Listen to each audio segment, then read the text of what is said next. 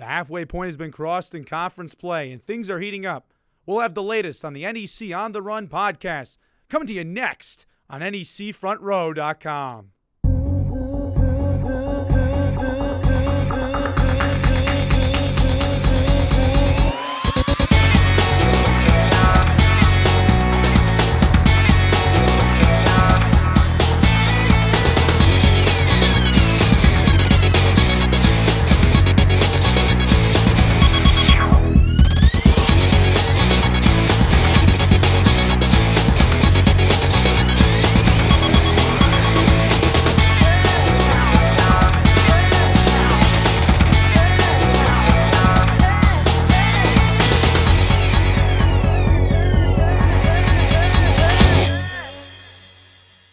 Hello, John Kelly Jr., Ron Ratner, here for the NEC On the Run podcast. Let's get to the fast break, Ron. What a Saturday in Brooklyn it was for senior guard Velton Jones of Robert Morris. He etches his name into NEC history and hits the game-winning shot to put the Colonials within one game of first. Look, you can't get a better Saturday. Being in Brooklyn, you have two rival teams. They've met in the last two NEC title games, two great games. Two teams that know each other inside and out. And there you have it. ESPNU in the house, game going down to the wire. So what happens? Andy Toole calls timeout. Everyone knows where the ball's going. It's going to Velton Jones. He's made a living making game-winning shots. And certainly didn't come in the game 100%, really hurting from an injury he suffered a couple days ago, kind of beat up with a bum shoulder. But there he goes, gets a pick set by Lucky Jones, gets into the lane, hits one of his patented floaters, and RMU leaves with a much-needed victory because they had lost 2 days earlier against St. Francis, which ended a long winning streak for them. And for Velton, you know, you have in the NBA had their big shot Robert Horry. We have Velton Jones in this league, and it was a great day for him. And not only that, he etched his name in our record book, becoming one of 9 players in NEC history to reach the 1,500-point, 500-assist mark. That's something that you're looking at the names of kids that have done that in the past. Your Quinnipiac's Rob Monroe, Central Connecticut's Tristan Blackwood, Wagner's Mark Porter. These are guys that NEC fans know from recent years. And great achievement for Velton, great win for Robert Morris. It's been an excellent turnaround for the Bryant Bulldogs. However, they had a little bump in the road last week, but they were resurgent, Ron. 2 straight road wins, great bounce back. Yeah, I mean, there's so much parity in this league. I don't think anybody's going to run through this league and go 18-0. You look at Bryant; they won their first 6 games. They ran into a hot Sacred Heart team, and then they played LIU, who was rolling at that point. They dropped 2 games, but they came back strong this week, as you said. They went on the road. They won at FDU on an NEC-TV game. They went into Monmouth 2 days later. So 8-2. They got a 1-game lead on Robert Morris right now. And if you look at the season as a whole, for Tim O'Shea and his troops there, not only do you have the wins over Lehigh and Boston College, which have gotten so much play for them, deservedly so, but they have the biggest turnaround in the nation, plus 13 wins from last year. They have 8 true road wins. Winning on the road, it's not an easy thing to do, and they're 4th in the nation in true road wins. And you look at the team now, and we've talked about Frankie Dobbs, and we've talked about Deami Starks and Alex Francis, who was a co-player of the week this week, second time this year. But I look at a guy, Corey Maynard, who doesn't get much publicity. He kind of is like under-the-radar player, but I think he's kind of the glue to that team. He gets the ball where it needs to go. He swings that ball, and if he's open, he'll stick the jump shot. So I got to see him up in person in FDU, and I was really impressed with his game. And Bryant's right there. We're halfway through, and they have the lead. We know the 2 top teams in division play. However, for that 3rd seed, a 4-team logjam, Central Connecticut State, LIU Brooklyn, Wagner, and Sacred Heart. Central Connecticut State on a 3-game winning streak, and Wagner's won 3 of their last 4, Ron. Yeah, Central Connecticut's a team that was struggling there for a while, but they've won 3 straight, and they're a team that there's not much depth there. They have star power for sure. They have the leading scorer in the league in Calvin Yalis, one of the leading scorers in the nation, and his buddy from Detroit, Hunter came in this year, and he's a stat filler. He does it all. But lately, they've gotten some contributions from the other guys, and I think that's the key moving forward for them. Adonis Burbage is our co-player of the week this week. Heck of a shooter from the outside. And then you have Joe Efese, who had 7 blocks the other night. So as long as Howie, Dickerman's guys, you're getting contributions from more than just those two, I think they'll be right in the thick of it. Wagner plays great defense, and now Lateef Rivers was getting hot now, and I think that they could make a run for this. Sacred Heart stumbled a bit this past week, but I still think with the three guards have been playing so well for them, Gibson, Glowiak, and Gaetano, I think they're going to be fine. And then you have LIU has won 6 out of 7. The action doesn't stop on television this week, Ron, as there are 4 games and starting tomorrow night. Yeah, big week this week. 4 NEC-TV games. We're all over the place this week. We'll start out tomorrow. We have our Keystone State clash out there, the Red Flash of St. Francis U. Play Robert Morris, always a good one.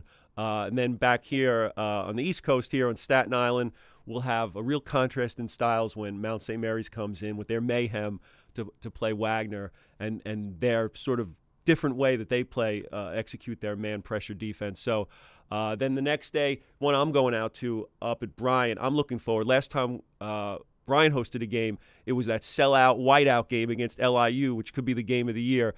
Now you have St. Francis Brooklyn coming in, which I think is a really good matchup for television.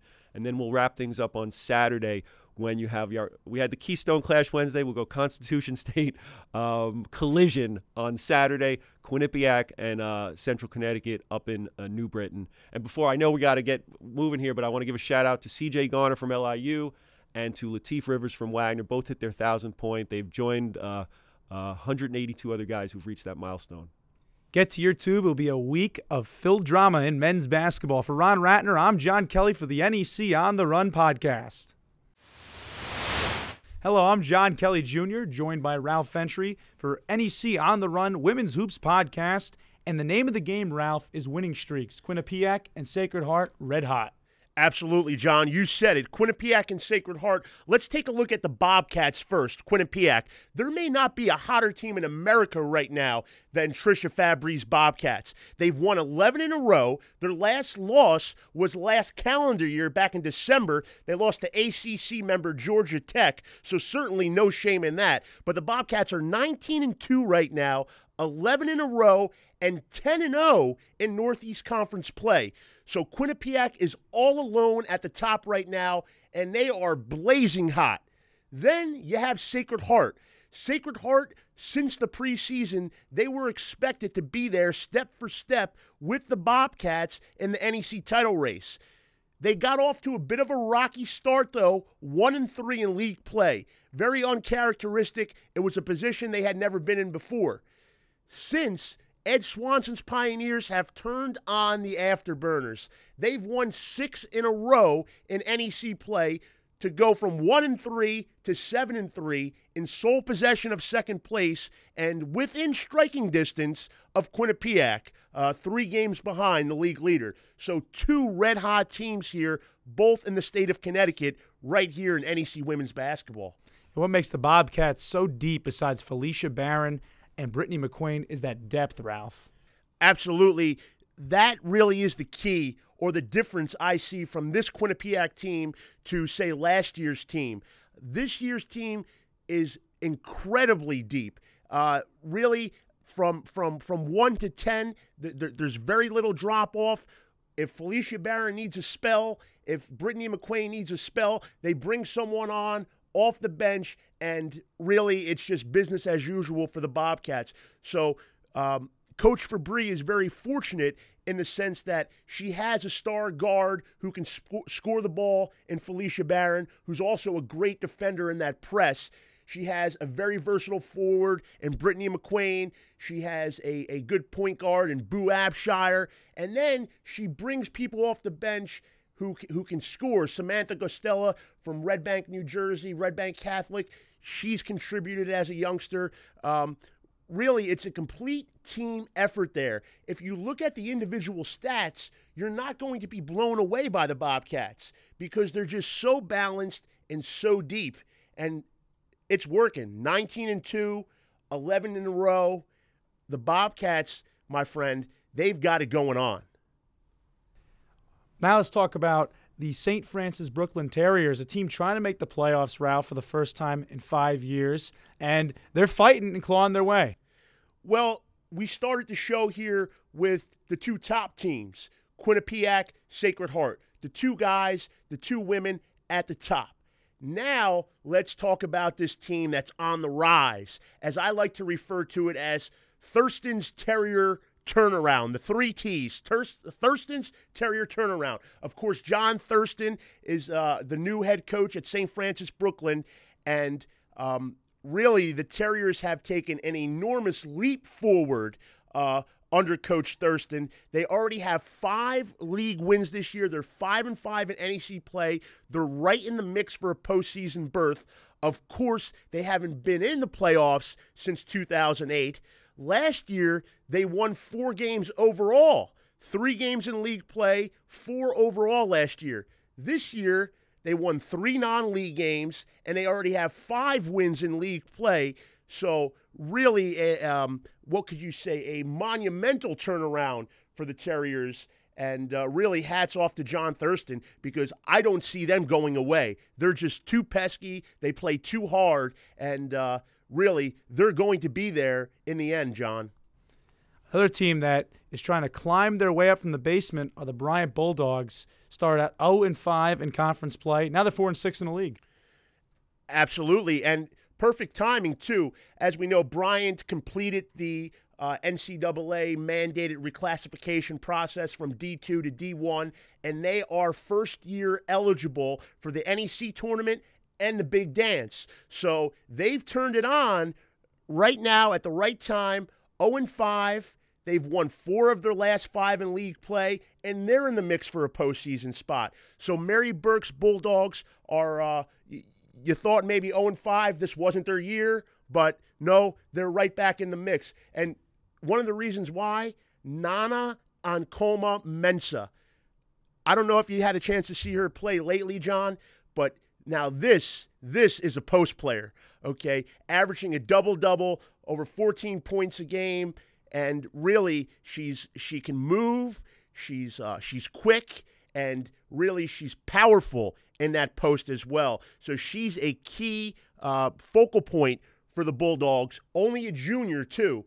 And senior guard Danielle Douglas, she's the niece of Sherman Douglas. I don't know if you remember Sherman with the Syracuse Orange, and he got a little run in the NBA, actually had a very nice NBA career, of course, had to stop with the Celtics. But Sherman Douglas's niece, Danielle Douglas, is doing a nice job in the backcourt for Mary Burke and the Bulldogs, and her veteran presence is really being felt on that team right now. They're on a run. So we talked about the 2 teams at the top, and then you have the Terriers and the Bulldogs both on the rise making their move. So it should be an exciting finish here, an exciting stretch. 8 games left in Northeast Conference play. As you mentioned, 8 games left, Ralph. Final question. Obviously, we know who's at the top, but there's also a logjam for that 3rd seed. Talk about that. Well, there is a logjam. You have Mount St. Mary's in the mix. Central Connecticut's in the mix. Monmouth, which beat Central head-to-head on Monday night.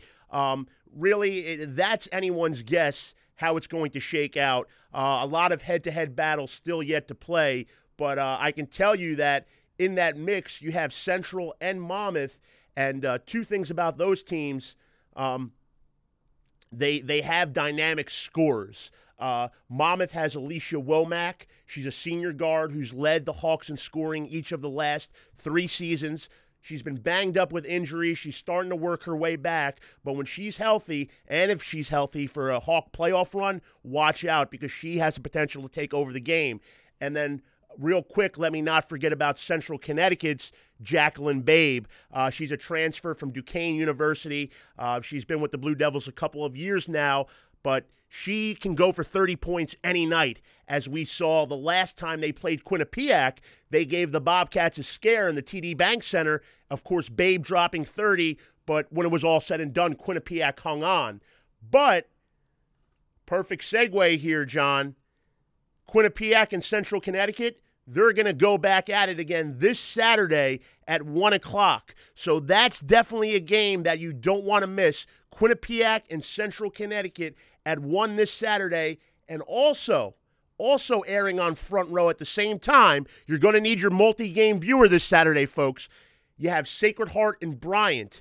So you have the Sacred Heart team in sole possession of second place. They're 6 in a row in league play. And then you have that upstart Bulldogs team, 4 out of their last 5. We'll see what happens when they collide. So a big Saturday coming up in NEC Hoops. It's going to have a huge effect on the race. There's always drama here when there's NEC Hoops. For Ralph Ventre, I'm John Kelly. This is it for the NEC On the Run Women's Hoops Podcast. All right, I'm Ron Ratner, NEC Associate Commissioner, and I'm joined now by Andrew Toole, head coach at Robert Morris. Let me give you some quick background on Andy. Now in his 5th year at Robert Morris, first 2 were as associate head coach under Mike Rice. Back-to-back NEC titles for Robert Morris those years. Then in his first 2 years as head coach, the Colonials reached the title game in 2011, 12, and back as contenders again this year. Andy, thanks for spending some time with us today. My pleasure, Ron. All right, so let's get started. Let's go back and set the scene this past Saturday. We have, for the NEC, it's a big game, one of those bright lights, big city games at the Rack in Brooklyn, national audience on ESPNU.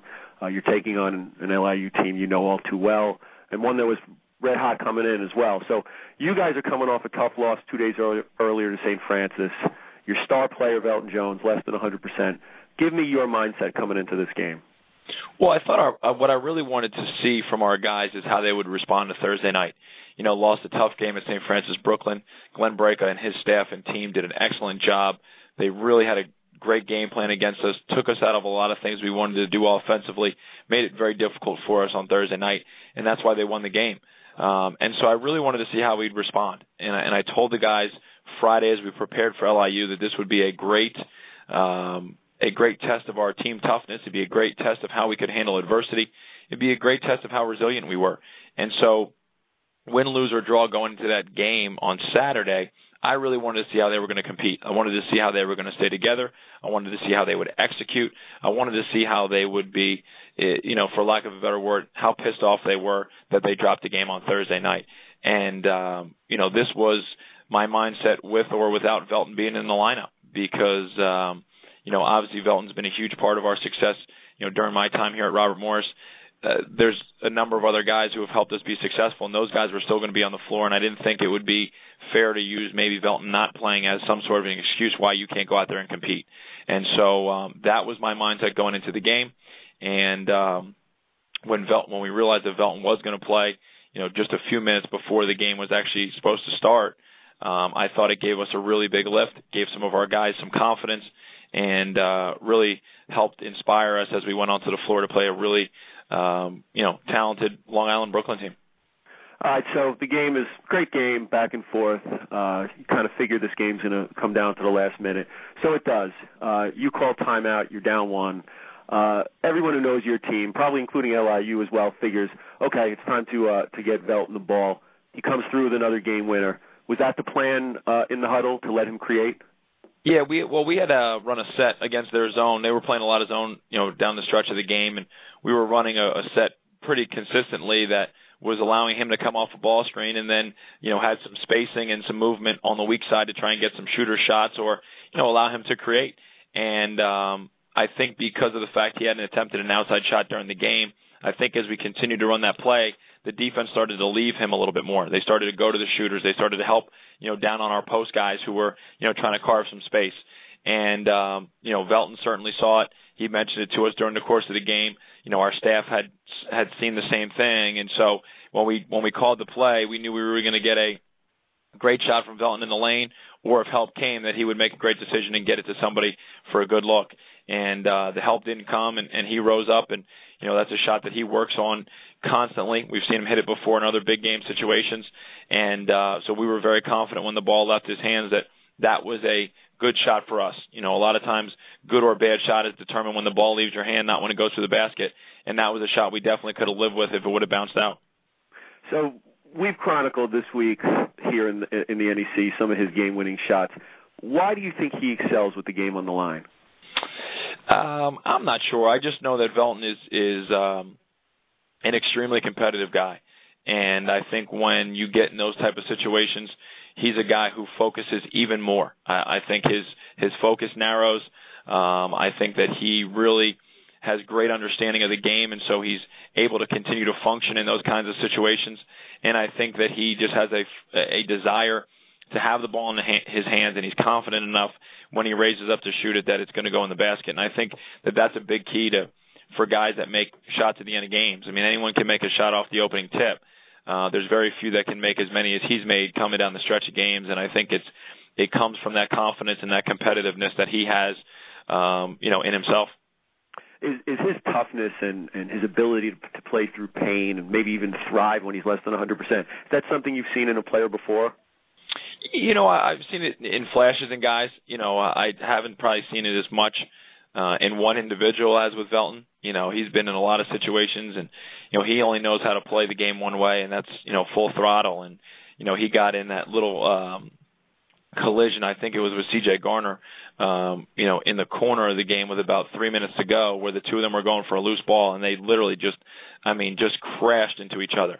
And there's probably a lot of guys out there that with a hurt shoulder, might pull up on that kind of collision, but that's the only way Velton knows how to play. He doesn't have a whole lot of regard for his body when he's out there in the game, and that's just what he knows, and it's one of the things that we love about him. And he constantly continues to fight through whether it's individual adversity or team adversity, and help continue to drive this program further. So now you're in year 5 in your association with Velton. What's the biggest difference between Velton the freshman and Velton the senior? There's a lot of differences. As most guys, they mature during the course of their time here. But I think one of the things that, Velton has really developed is his work ethic. I think that, early in his career, especially when he first came on campus, he just wanted to play games. And that was something that, a lot of high school guys are used to. Practice isn't as intense. Workouts aren't as important. I'm a little bit more talented. I'm more athletic.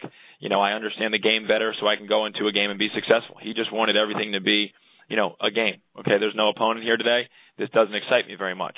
And I think he's really learned over the course of time that when you put the effort into workouts, when you put the effort into practice, the games become that much better and that much easier, and you can be that much more effective. And so he's really developed a work ethic that you need to be a successful Division I player and be an all-conference level Division I player. And I think that that's something he's definitely learned here during his time, and I think it's come through maturity on his part, and an understanding and a desire to continue to be a better player. Russell Johnson, here's another senior who's been playing well of late, hit some big shots the other day against LIU. How important it is for you guys, for Russell to be playing at a high level as you move on in the season?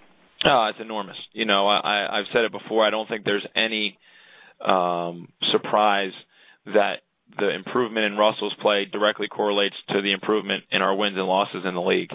And I think he's done it. Obviously, he's made shots here in these last 8-9 games.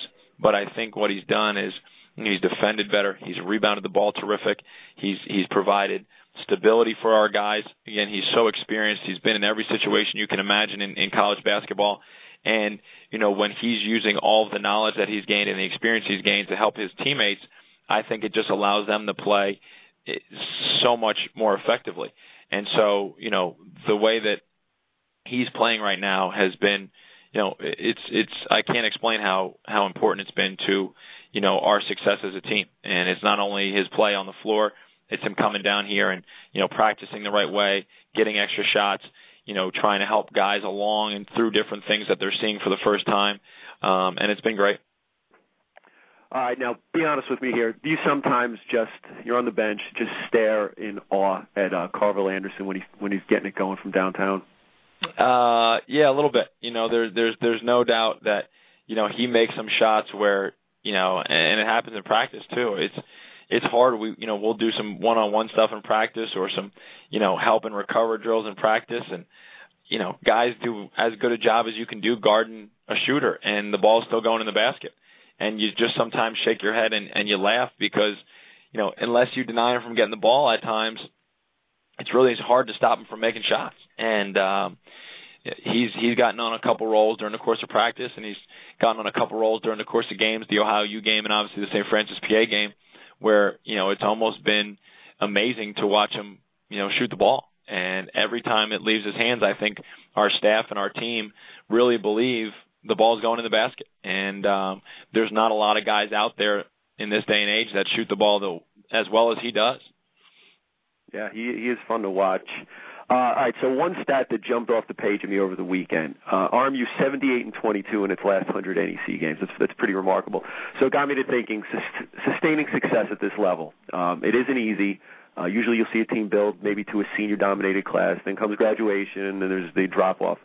How has Robert Morris, say, weathered the graduations of the Jeremy Chappelles and the Rob Robinsons and the Jimmy Langhurst? How have you sustained success at such a high level over the last half-decade or so? Yeah, I don't know. It's definitely not something that's easy. I think, when we first got here, and I was an assistant coach, I think that there was an excitement to elevate the program, and guys were willing to buy in because, it was something new, it was something different. They hadn't been to the NCAA tournament, and then to have that success continue has been something that, our older guys in the program have kind of passed down, to each other, whether it was, Tony Lee at first and Jeremy Chappelle passing it along to Rob Robinson, Mezzi Nwigwe, Jimmy Langhurst, those guys passing it on to Gary Wallace passing it on to Velton and Russell, and then Velton and Russell now passing it on to, Ant Myers and Cron Williams and Mike McFadden and those kinds of people. And I think it's just, we really stress, being accountable each and every day and trying to improve each and every day. And I think when you stress those things and try and, talk about the importance of practice habits and things like that, I think, you get teams that are hungry to play in the games and that are prepared to play in the games. And so I think that's kind of been the way that we've approached it. We haven't looked at it as this great, 100-game span. We've looked at it, on an each and individual game basis and tried to, play our best in those games and do the things necessary that were going to allow us to win them. And I think that, a number of those games, put together, now you have yourself a nice, streak or run. Yeah, I always hear from other coaches in the league that Robert Morris players are so mentally tough. Is that something you look for when you recruit a player, or is it something you preach to them and then pass down from class to class? I think it's something you definitely look for. I think it's a hard thing to quantify. We've been fortunate, I think, with some of the guys that we've had, who've had that, innate ability just to kind of persevere. But I also think, some of the ways that we do things in practice helps to build that, putting guys in adverse situations, putting guys in disadvantaged situations, and just expecting them to perform, expecting them to rise above it and worry about what's truly important. And that's either getting a stop or getting a rebound or, coming up with a loose ball or even executing offense to get a great shot. And I think that that's something that, like I said, is some of it's recruited and some of it's built. And some of it's, through osmosis. I think, we've had some guys who have come into the program and have maybe not been as mentally tough, but they see some of the guys who are successful here, and then they buy into, giving that second effort or that third effort or, fighting through a play that they're not supposed to make. And, I think sometimes it can become contagious.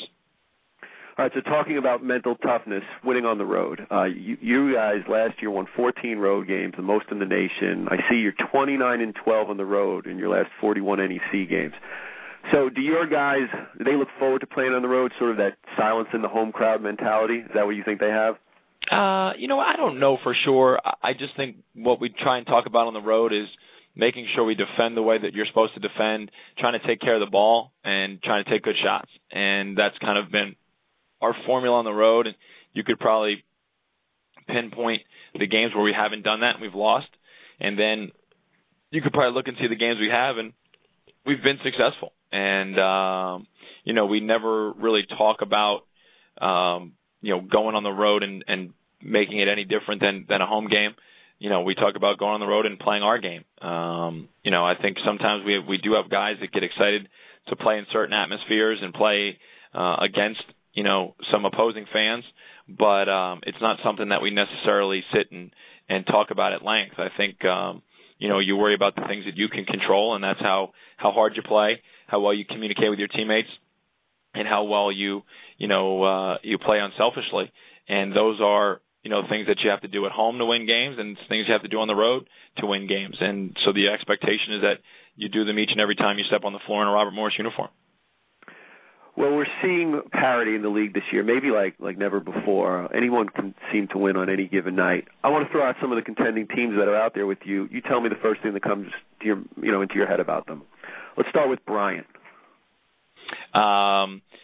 My favorite team to watch right now on film, just because they play the right way. I really enjoy the way that they play together. I really enjoy watching each guy embrace his role and try and excel in his role. I think Coach O'Shea's doing a terrific job with those guys, and they really are fun to watch because you can't really speed them up. You can't really make them uncomfortable, and they're playing so well together. They're going to be a very difficult team to beat. What about the team you just played, LIU?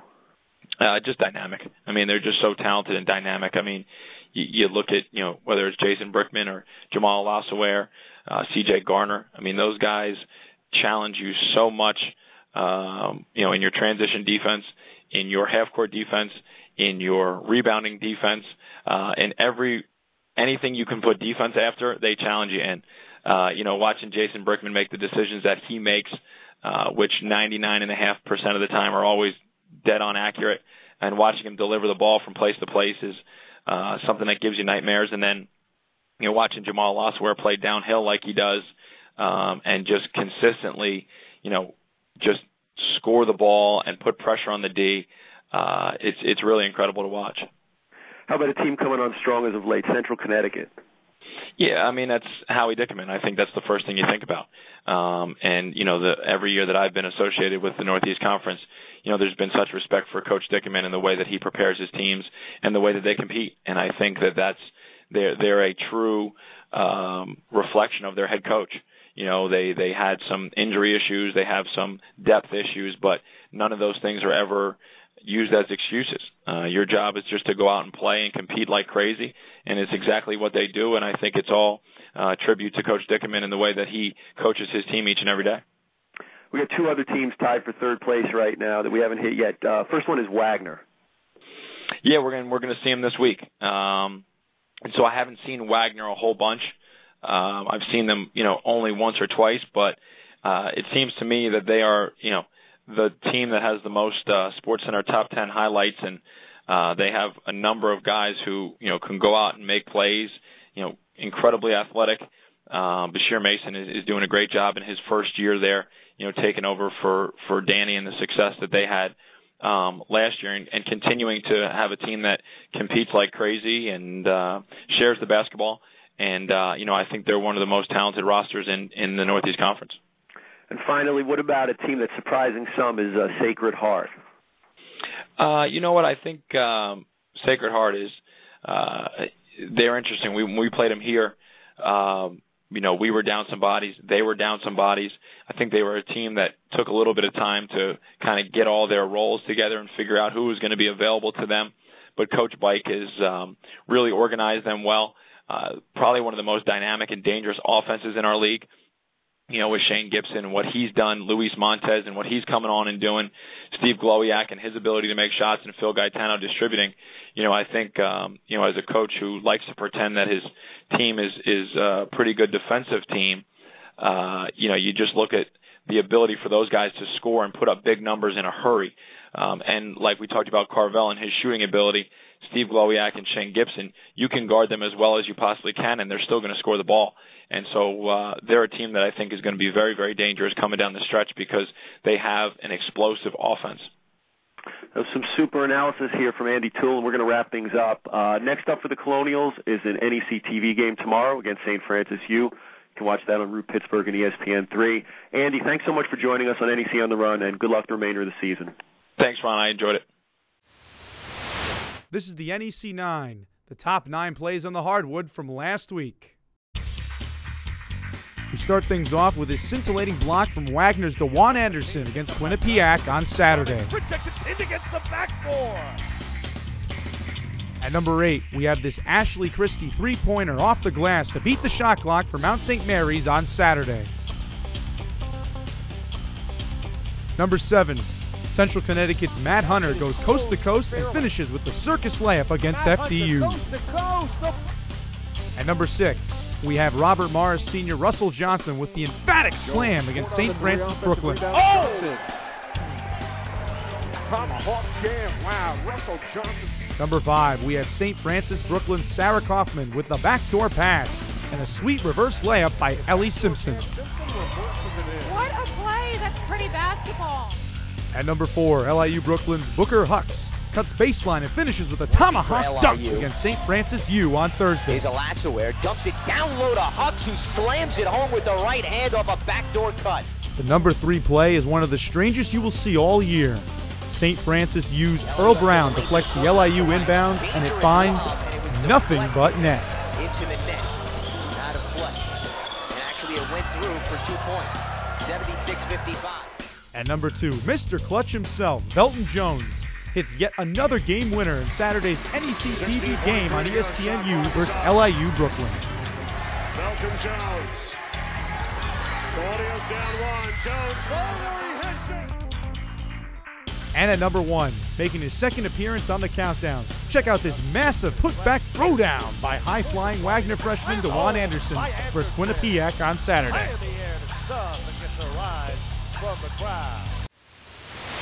Well, that wraps it up for this week's NEC On the Run Hoops podcast. I'm John Kelly Jr. Come back next week on NECFrontRow.com.